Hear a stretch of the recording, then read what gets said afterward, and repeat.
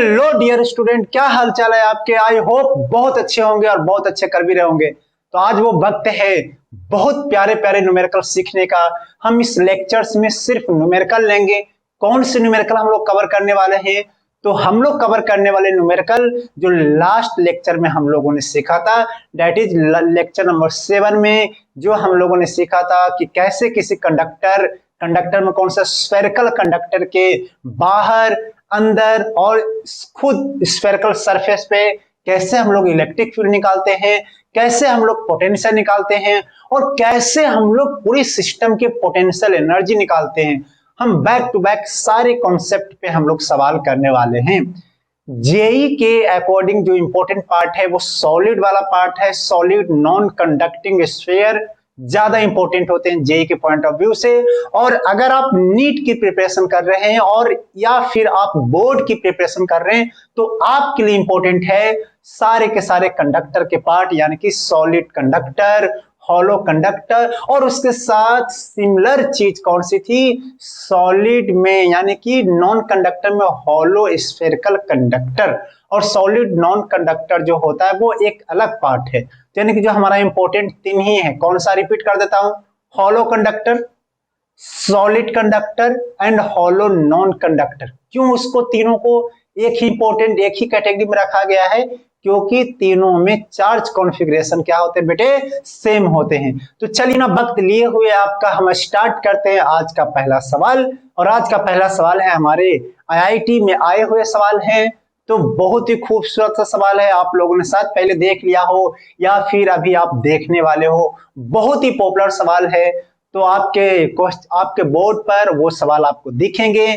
तो मैं पहले बताया तो ये वीडियो सिर्फ न्यूमेरिकल वीडियो है। अगर आप लोगों ने हमारे वीडियो अभी तक वॉच नहीं किए 6 नंबर के लेक्चर, 7 नंबर के लेक्चर और उसके पहले के लेक्चर, तो आप डिस्क्रिप्शन बॉक्स में जाकर वो लेक्चर्स को देख सकते हैं। तो चलिए हम स्टार्ट करते हैं। पहला न्यूमेरिकल आपके बोर्ड पर आने वाले हैं।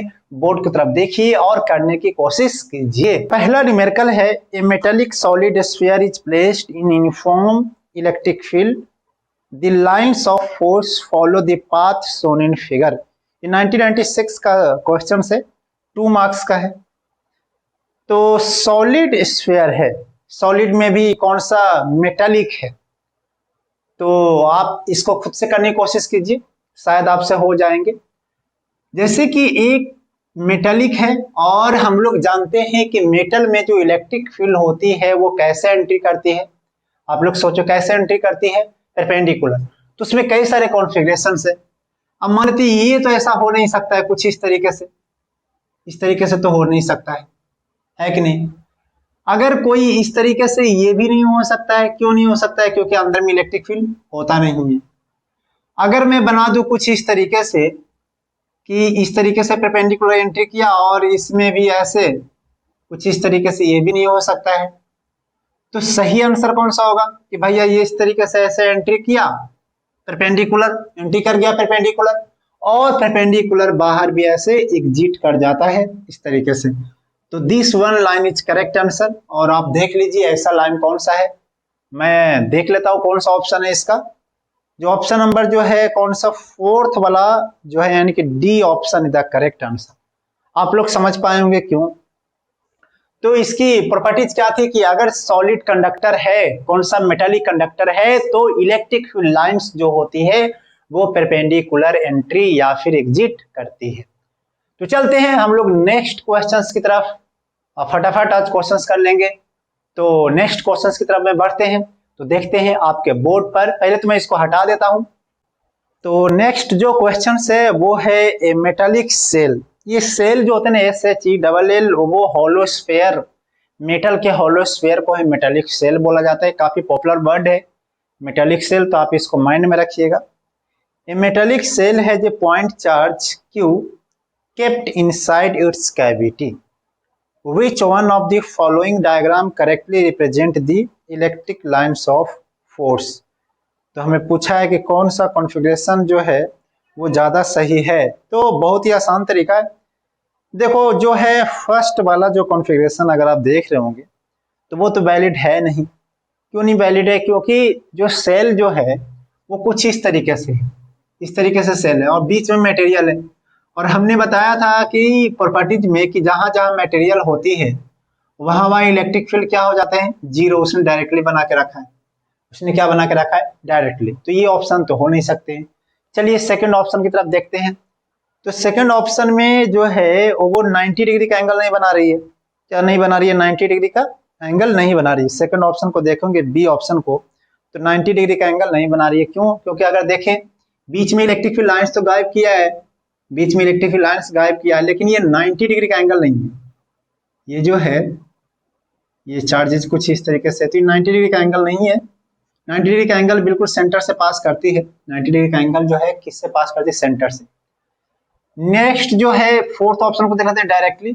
फोर्थ ऑप्शन में अगर देखा जाए तो उसने कुछ इस तरीके से 90 डिग्री का एंगल बनाने की कोशिश तो की है, लेकिन इसमें एक मिस्टेक्स क्या कर दिया, इसमें मिस्टेक्स कर दिया कि जहां मटेरियल है वहां पे इलेक्ट्रिक फील्ड लाइंस पास करवा दी। जहां पे मटेरियल वहां पे क्या पास करवा दिया, इलेक्ट्रिक फील्ड लाइंस। तो ये जो है ऑप्शन, ये भी ऑप्शन करेक्ट नहीं हो पाएंगे। तो सबसे बढ़िया सा ऑप्शन कौन सा होगा उसका, सबसे बढ़िया सा ऑप्शन कौन सा होगा, सी वाला, कि उसने इलेक्ट्रिक लाइन से ऐसे एंट्री करवाई और इधर डायरेक्ट इधर से बाहर निकाल दिया, कुछ इस तरीके से। बाकी सारे ऑप्शन भी उस तरीके से हैं कि 90 डिग्री का एंगल पे है और इस तरीके से ऐसे पास करवा दिया। तो सी ऑप्शन जो है वो ज्यादा बेहतर ऑप्शन है, तो सी ऑप्शन जो है वो करेक्ट हो जाएगा। तो आई होप कि आपको ये समझ में आए होंगे। बहुत इजी सवाल था, बहुत इजी क्वेश्चन थे ये भी लाइंस जो होते हैं परपेंडिकुलर टू द सरफेस होते हैं, और ये इक्विपोटेंशियल सरफेस का नाम से जाना जाता है। इसको कैसे सरफेस से जानते हैं, इक्विपोटेंशियल सरफेस। इक्विपोटेंशियल सरफेस की खासियत है कि वो हमेशा इलेक्ट्रिक फील्ड लाइंस उस सरफेस से 90 डिग्री के एंगल पे एग्जिट करेगी या फिर एंट्री करेगी। इक्विपोटेंशियल सरफेस क्या खासियत है, वो 90 डिग्री का एंगल पे एग्जिट करेगी या फिर एंट्री करेगी। आप इसको देखिए तो 90 डिग्री का एंगल पे, अब यहाँ पर इक्विपोटेंशियल सरफेसेज नहीं हो सकती क्योंकि 90 डिग्री के एंगल पे एग्जिट और आउट नहीं कर रही। इन दोनों केसेज में यही बात है, ठीक है। तो इसको हटा देते हैं, चलते हैं नेक्स्ट वाले क्वेश्चंस पे। आईटी के ये सब सवाल है, नीट में इससे सवाल बहुत ही कम पूछे जा चुके हैं, बहुत ही कम पूछे गए हैं, लेकिन ऐसा नहीं कि नॉट इम्पोर्टेंट है, इम्पोर्टेंट है। सवाल कहीं से भी जनरेट हो सकते हैं, तो मैं इसको हटा। तो चलते हैं एक और बहुत बढ़िया सा सवाल की तरफ, जो एडवांस 2014 में पूछे जा चुके हैं। वो सवाल काफी बेसिक है, हमने जितना पढ़ाया है बस उसको आप कॉन्सेप्ट लगाइए और वो सवाल आपसे बन जाएंगे। तो आप कोशिश तो करो, क्योंकि कोशिश करने वालों को कभी हार नहीं होती है, कि कोशिश करना ही नहीं है, करना है, कोशिश करना है तो वो सवाल को देखिए, वो सवाल आपके सामने बोर्ड पर आने वाले हैं, ठीक है। लिखा हुआ कि charge capital Q, 2Q and 4Q, ठीक है, uniformly distributed in 3 dielectric solid sphere. Dielectric solid sphere का मतलब होता है कि नॉन कंडक्टिंग, डाइलेक्ट्रिक मटेरियल का मतलब non conducting material. Dielectric solid sphere 1, 2, 3, okay. Radius है r/2, फिर r है, फिर 2r है, ठीक है, respectively as shown in figure. If magnitude of the electric field at point P at a distance r from the center of a sphere 1, 2, 3, और उसने बोला है कि इलेक्ट्रिक फील्ड निकालिए, 2-3 पॉइंट मार्क कर दिए। तो चलिए मैं भी मार्क कर देता हूँ। एक स्फीयर है और ये जो है r/2 इस पे है रेडियस और कैपिटल Q है, और इससे वो पॉइंट P दूरी पर, P पॉइंट पर r दूरी पर इलेक्ट्रिक फील्ड। दूसरा जो है वो r है रेडियस, और यहाँ पे चार्ज इसको दे दिया टोटल के टोटल 2Q, और यहाँ पर जो है इस सरफेस पे रेड निकालने के लिए बोला है। और एक जो बहुत बड़ा स्फीयर सा है उसका रेडियस है 2r, और उस पे जो है चार्ज 4Q है, और वो यहाँ से कुछ P पॉइंट पर इलेक्ट्रिक फील्ड निकालने के लिए बोला है, और वो दूरी कितना है, r दूरी है। कितना दूरी है, r दूरी है। और इस पे इलेक्ट्रिक फील्ड इसके कारण E1 बोला है, इसके कारण E2 बोला है, इसके कारण E3 बोला है। चलिए आप इसको निकालने की कोशिश कीजिए, आपके पास पेन होगा, आप तीनों पॉइंट पे इलेक्ट्रिक फील्ड निकालिए। कैसे निकालते थे इलेक्ट्रिक फील्ड, बाहर में शायद आपको पता हो, अंदर में भी कैसे निकालते हैं। सॉलिड स्फीयर का कॉन्सेप्ट को यूज कीजिए, सॉलिड नॉन कंडक्टिंग स्फीयर के कॉन्सेप्ट को आप यूज कीजिए, आप आंसर निकाल पाएंगे। चलिए आप देखिए, जल्दी से कीजिए इसको। तो चलिए आपने कर लिया होगा, मैं करता हूं। देखो E1 जो है वो कितना होगा, ये तो बाहर है, तो बाहर है तो अगर आप गॉस लॉ भी लगाओगे तो कितना हो जाएगा, गॉस लॉ अगर लगाओगे तो डायरेक्टली लिख देते हैं ना, बाहर है तो के गॉस लॉ क्या लगाना, के क्यू अपॉन में आर, ये तो हो गया वन हो गया। E2 जब निकालने जाओगे तो E2 तो और आसान है, के इंटू में 2Q अपॉन में आर, क्यों, क्योंकि सरफेस पे भी के क्यू अपॉन में आर वाला होता है। इसमें शायद आपको प्रॉब्लम हो सकती है, इसमें शायद आपको प्रॉब्लम हो सकती है। ये 4Q कोई सरफेस पे नहीं है, वो पूरे वॉल्यूम में डिस्ट्रीब्यूटेड है। 4Q चाहे यहाँ पे 2Q, सारे के सारे वॉल्यूम में क्या है, डिस्ट्रीब्यूटेड है, सारे के सारे वॉल्यूम क्या है, डिस्ट्रीब्यूटेड है। 4Q भी डिस्ट्रीब्यूटेड है, 2Q भी डिस्ट्रीब्यूटेड है, और हमारा Q भी डिस्ट्रीब्यूटेड है। इन साइड में अगर आपको इलेक्ट्रिक फील्ड निकालने हैं तो इसके जबरदस्त एक फॉर्मूले होते थे, वो फॉर्मूले क्या थे, के क्यू अपॉन के क्यू इंटू में आर अपॉन में आर का क्यू, ये था फॉर्मूला। यहाँ पे के क्यू की जगह पे क्या रख देंगे, 4Q रख देंगे क्यू की जगह पर, और यहाँ पे आर था सेंटर से दूरी, कितना था, सेंटर से दूरी, तो आर से सेंटर से दूरी कितना है, वो आर है, तो यहाँ पर आर आप ऐसे रख देंगे। आर का क्यू था रेडियस, तो रेडियस कितना, 2R का क्यू, तो 2R का क्यू हो जाएगा 8R का क्यू।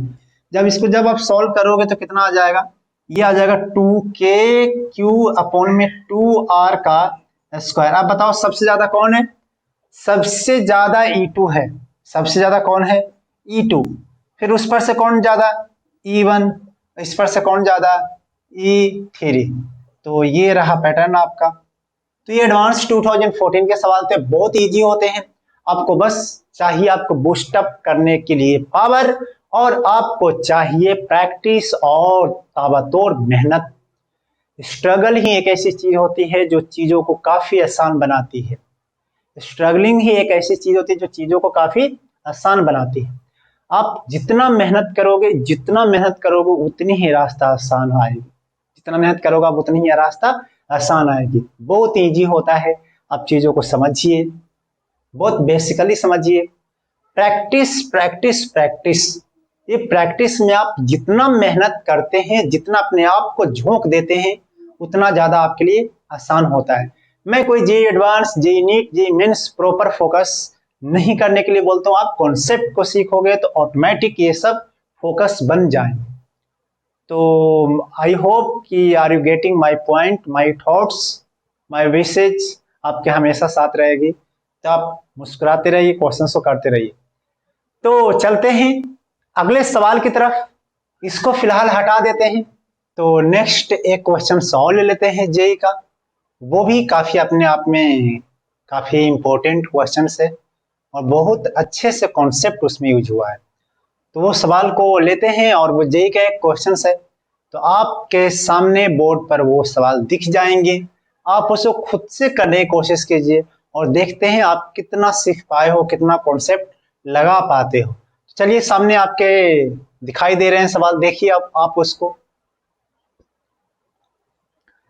क्वेश्चन से uniformly charge solid sphere of radius r has potential V0 measured with respect to infinity, okay, on its surface.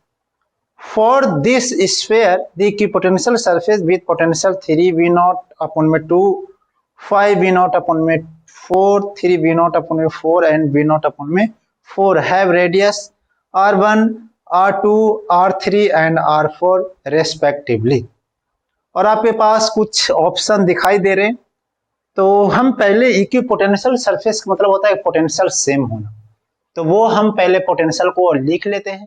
तो हमने शॉर्ट में आपको ये डेटा दिखा दिया है कि ऐसा कुछ है। तो देखो, एक जो सॉलिड स्फीयर जो होता है और उसमें चार्जेज कुछ इस तरीके से हम करते हैं कि एक सॉलिड स्फीयर है और उसमें चार्जेज भर भर के ऐसे भरे पड़े हैं और उसके आर है और मतलब चार्ज है वो क्यू।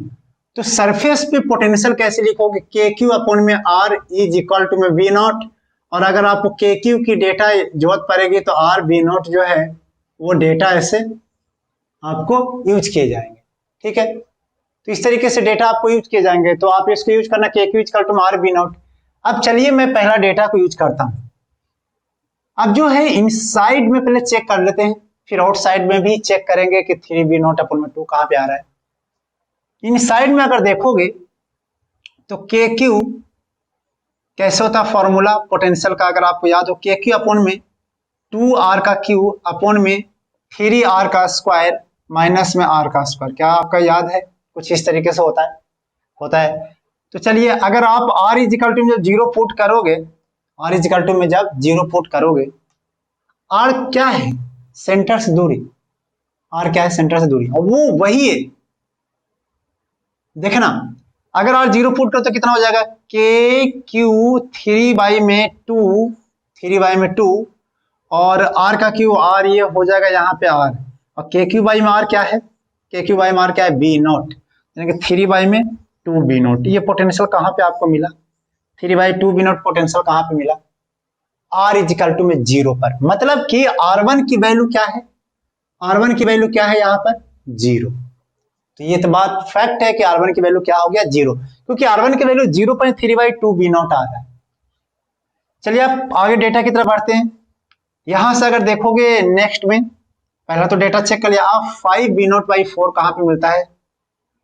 के क्यू अपॉन में 2r का क्यू 3r का स्क्वायर माइनस में r का स्क्वायर इज इक्वल टू में कितना है हमारे पास?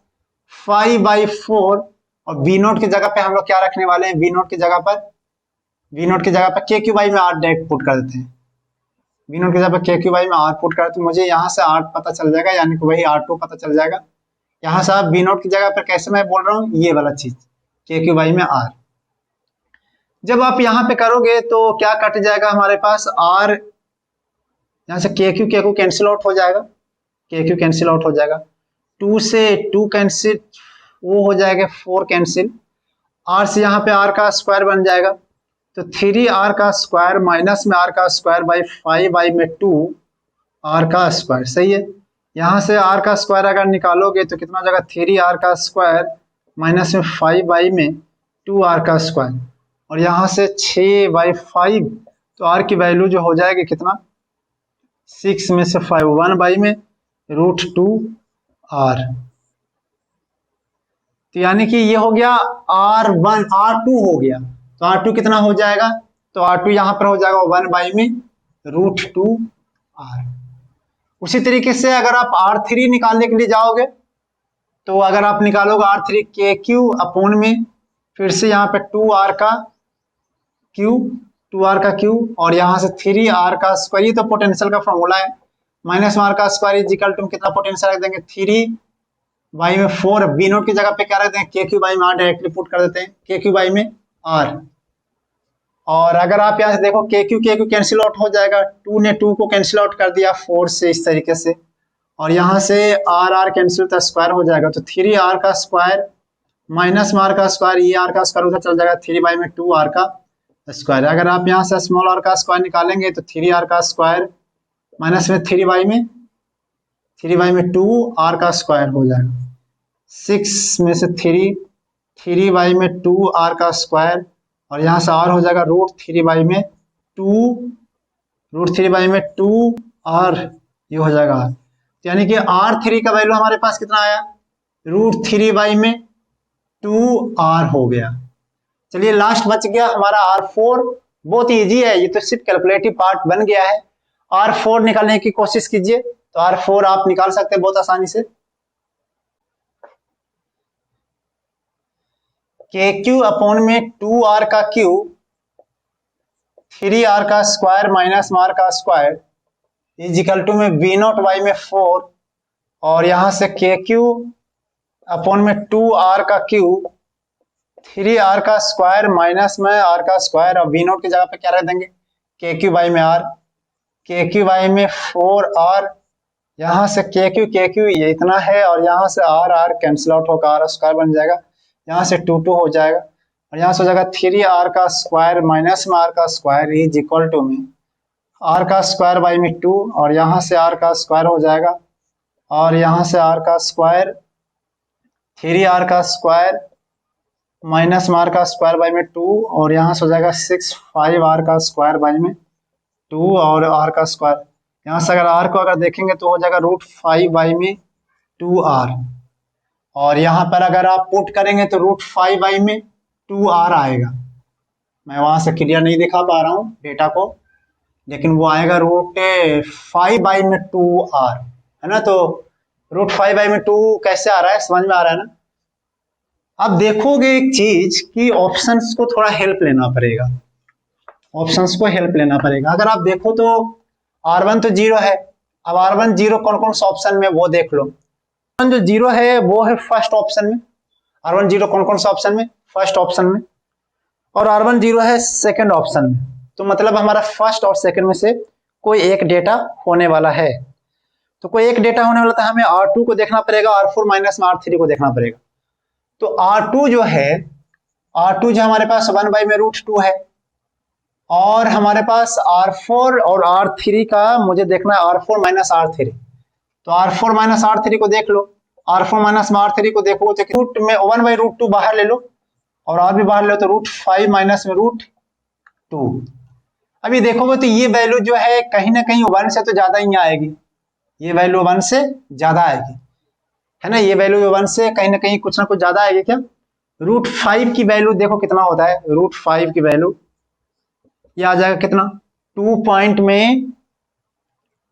में समथिंग आ जाएंगे, 2.24 मान लो, और √2 की वैल्यू कितना होता है, 1 पॉइंट में 14 कुछ इस तरीके से मान लो। तो 2 जब इन दोनों को जब माइनस करोगे, जब इन दोनों को माइनस करोगे तो 1 से तो ज्यादा आएगा। तो मतलब कि r4 माइनस में r3 की वैल्यू ज्यादा है, यानी कि r2 ग्रेटर देन जो है r4 माइनस में r3 है। तो आप देख लो डेटा कौन सा है, बिल्कुल मैथमेटिकल एनालिसिस है, तो ज्यादा कोई कॉन्सेप्ट है नहीं। तो आप देख लो कौन सा ऑप्शन है। तो ऑप्शन नंबर जो है वो फर्स्ट वाला करेक्ट है, फर्स्ट वाला करेक्ट है, आपने पाया आंसर। तो ये थे आपके कुछ कुछ सवाल। हम और भी सवाल की तरफ में बढ़ते हैं, कुछ और भी लेवल को बूस्ट करते हैं, किस तरीके से और भी सवाल पूछे जाते हैं आपके कॉम्पिटिटिव एग्जाम्स में, जेईई के एग्जाम्स में।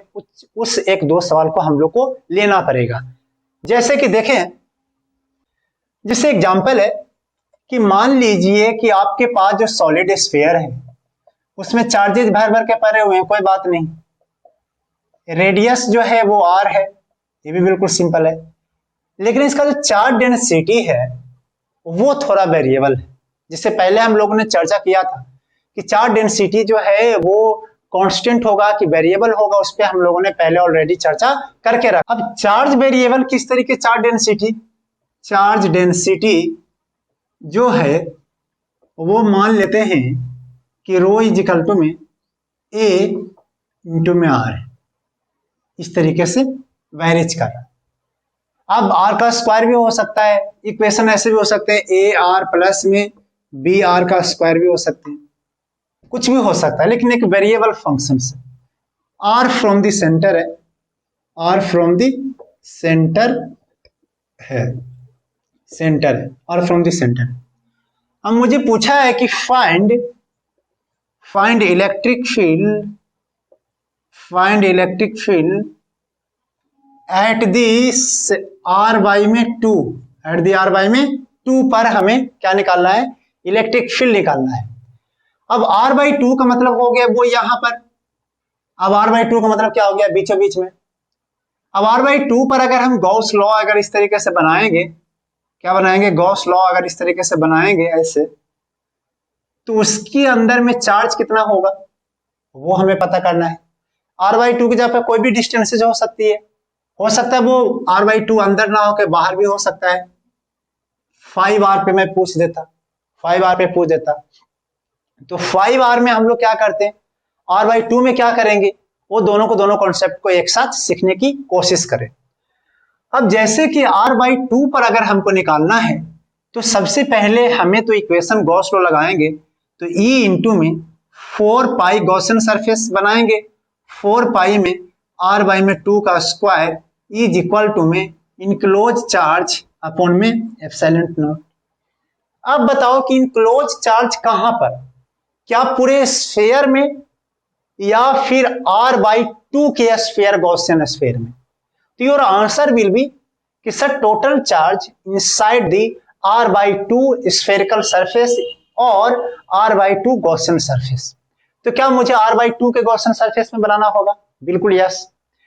अगर ये डेंसिटी अगर कांस्टेंट होता, जैसे सिर्फ रो होता, तो मेरा चार्ज इंक्लोज हो जाता कितना, रो इंटू में 4/3 पाई इंटू में r/2 का क्यूब। बट ऐसा है नहीं, ये जो है रो कांस्टेंट नहीं है, रो इस बार वेरिएबल है।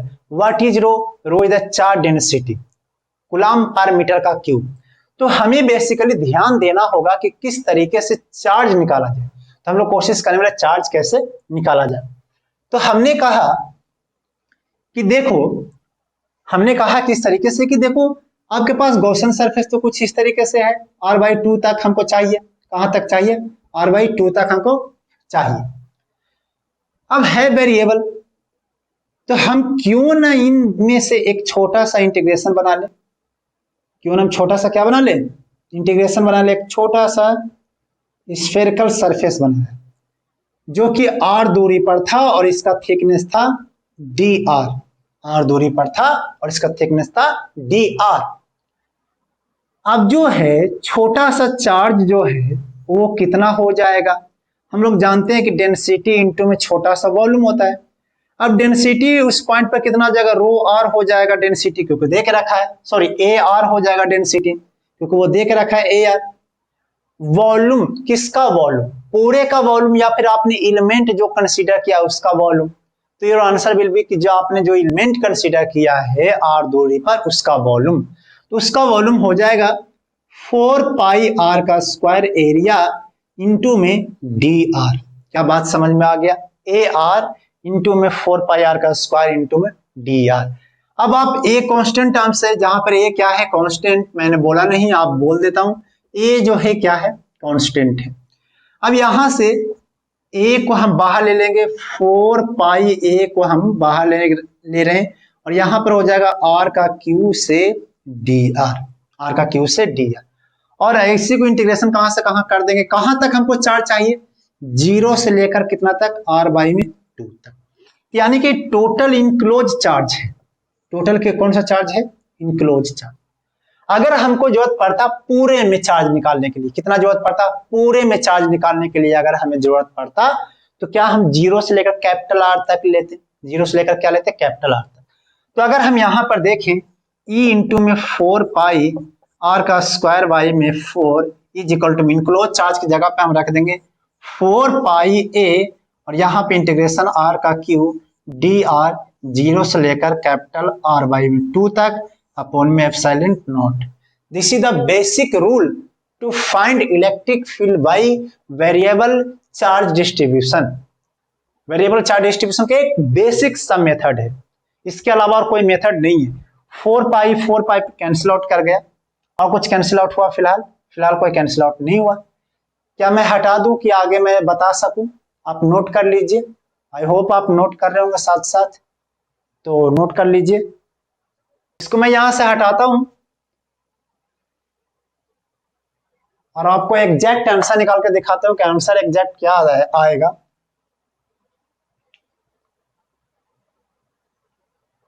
जैसे कि अगर आप यहां पर देखें तो E इंटू में R का स्क्वायर बाई में 4 इज इक्वल टू में, अगर आप उसको इंटीग्रेट करोगे तो A आएगा, कांस्टेंट टर्म्स वो तो बाहर ही है, R पे पावर 4 अपॉन में 4 और 0 से लेकर r/2 तक, और यहाँ पर एप्सिलॉन नॉट, और यहाँ से हो जाएगा E R का E upon E is equal to में 4a अपॉन में R का स्क्वायर इंटू में एप्सिलॉन नॉट। अपर लिमिट 4 बाहर भी आएगा, तो 4 बाहर आएगा तो इस ये वाला 4 और ये वाला 4 कैंसिल आउट हो जाएगा, मतलब ऐसे भी कैंसिल आउट हो जाएगा, ये 4 और ये 4 से कैंसिल आउट होगा। आप देख सकते हो काफी आसान सा, 4 से कैंसिल आउट, तो मैंने उसको लिखा ही नहीं। और यहाँ पे जब r/2 को हम जब पुट करेंगे लिमिट में तो पावर 4 कुछ इस तरीके से हो जाएगा। अब यहाँ पर कैसे हो जाएगा? और E इज इक्वल टू में ए आर का स्क्वायर एप्सिलॉन नॉट, यहाँ R पे पावर 4 और ये हो जाएगा कितना? 16, तो ये R का स्क्वायर भी कैंसिल आउट हो जाएगा, E इज इक्वल टू में A epsilon not 16 epsilon not और ये हो जाएगा आर का स्क्वायर। तो ये हुआ electric field inside the solid non conducting sphere which have variable charge density as function of R, है कि नहीं। तो वो कई सारे फॉर्मेटिंग हो सकते हैं, आप पे डिपेंड करता है कि how to deal this problems. Actually basic तरीके से मैंने सिखा दिया। Are you getting my point, समझ में आ गया। हम इसी का सेकंड पार्ट भी करके देख लेते हैं, इसी का हम लोग क्या करते हैं सेकंड पार्ट भी कर देख लेते हैं। सेकंड पार्ट कैसा होगा कि बी पार्ट में मैं पूछूं कि फाइंड इलेक्ट्रिक फील्ड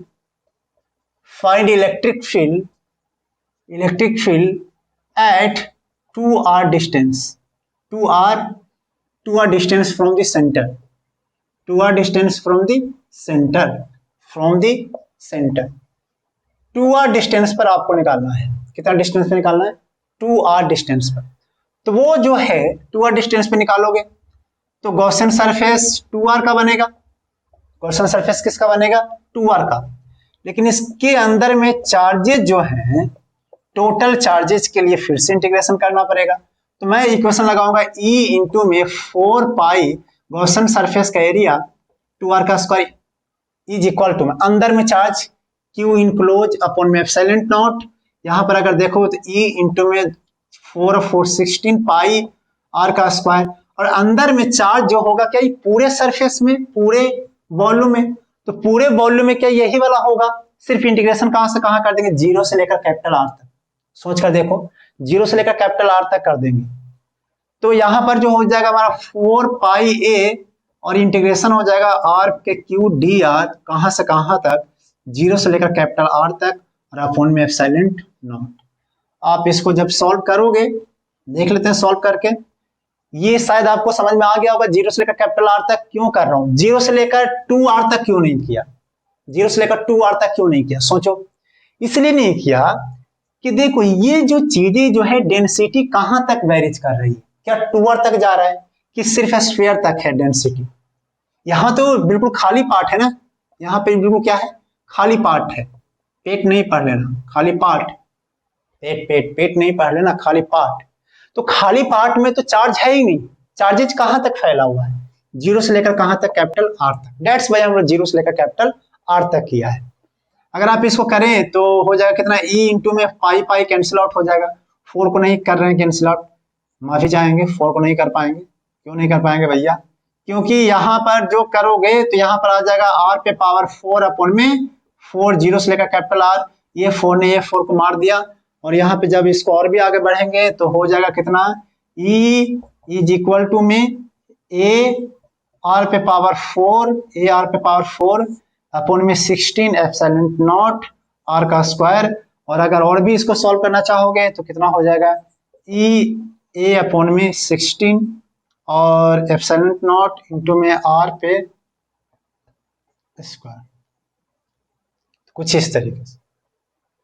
तो इलेक्ट्रिक फील्ड जो है काफी आसान है निकालना, काफी आसान है निकालना इस तरह की चीजों को। तो आप समझ में आया होगा कि हाँ किस तरीके से सवाल जो है जनरेट हो सकती है, फॉर्मेटिंग तैयार कर सकते हैं। बहुत ही आसान है, बहुत ही आसान है, ठीक है। आज का क्लास हम यहाँ तक ही रखते हैं, इसके और भी वैरायटीज हो सकते हैं, टफ सवाल भी हो सकते हैं, लेकिन वो जो हमारे कोर्स के पॉइंट से नहीं है, वो जो है हमारे जेईई एडवांस के सिलेबस में है, और वो तभी आएगी जब आप इतना सीख पाते हो। अगर आप इतना सीख पाते हो, एससीबी के प्रॉब्लम कर पाओगे, जब कर लोगे पूरे के पूरे, तो वो सवाल जो उस तरीके के सवाल ऑटोमेटिक हो जाएंगे आपसे। तब तक के लिए आप ऐसे सवाल को आप प्रैक्टिस कीजिए। आज जो है इसी लेक्चर्स के एंड में हम डीपीपी अटैच करने वाले हैं। आपको ज्यादा क्वेश्चन चाहिए तो आप डीपीपी जो अटैच किया है आप उसको देखिए, और अगर आपको और भी उससे भी ज्यादा सवाल चाहिए, इंटरेस्टिंग सवाल, तो आपको प्रैक्टिस करने होंगे एक बुक से जिसका नाम है SC Verma concept of physics. तो कॉन्सेप्ट ऑफ फिजिक्स से आप थोड़ा प्रैक्टिस कर लेना। राइट कॉन्सेप्ट ऑफ फिजिक्स से तो आप प्रैक्टिस कर ही रहे हो आरसीपी चैनल से, तो आपको और भी प्रैक्टिस चाहिए तो कॉन्सेप्ट ऑफ फिजिक्स से आप प्रैक्टिस कर लेना, मैं यही बोलूंगा। तब तक के लिए आप पढ़ते रहिए, मुस्कुराते रहिए। All the best.